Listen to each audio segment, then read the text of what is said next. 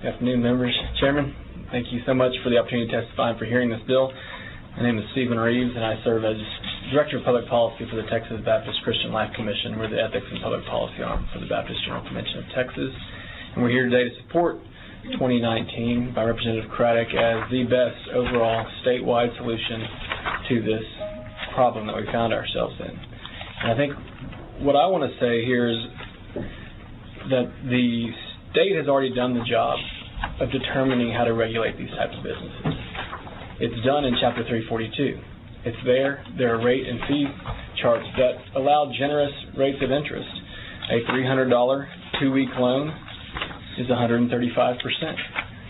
We think that is generous and that someone can make a profit loaning at those type of rates. And so it is not our intention to... Can I ask a question? Representative Taylor? Phillips? Sorry. That's okay. It happens. Tom Craddick started it, so... Yeah, so, I hear what you're saying, but I thought that those institutions testified that they do a credit check. I think some of them do. I think they said they all do, and so that's the question is there's a difference because a lot of these wouldn't pass a credit check because of they've had financial issues in the past or they had issues. So that's a question. I want to know about that aspect of it because that's a different. So it sounds like you're narrowing the opportunity people need to get credit.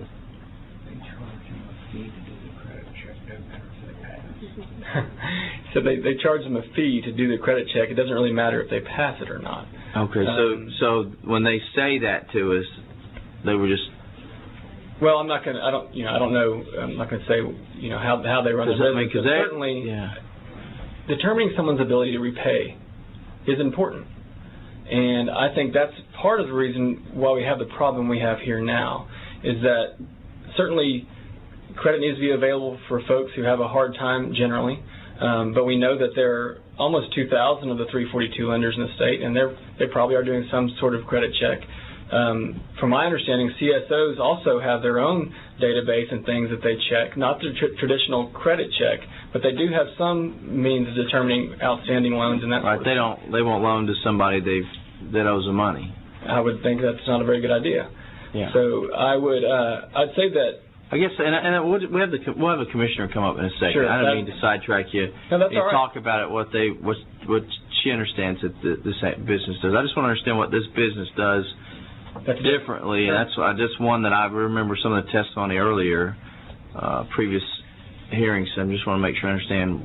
Sure. You're saying, okay, y'all need to all be just like this animal here, and I want to make sure I understand what that animal is. Sure, and I think but you hit on a good point. I mean, there ought to be some way to determine someone's ability to repay before you give them a loan, particularly if they're structured so that if they can't repay you when it comes due in one big chunk, you just keep paying fee after fee after fee, and therefore you make more money if it turns out they can't repay you when due. That, in essence, is part of the main problem here. So the big picture is the state of Texas passed laws regarding this type of lending and put it in the statute, and this is what it looks like, providing for a generous rate and taking into account all sorts of things to determine that we're going to allow something as high as 135% on a $300 loan.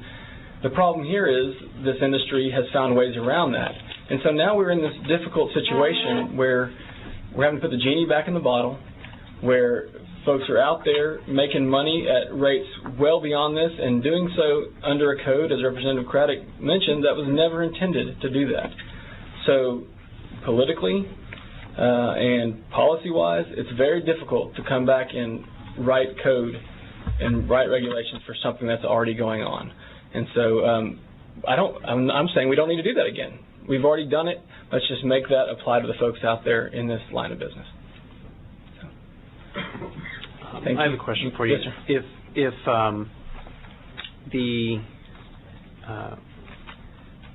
Finance Commission had the authority to set interest rates,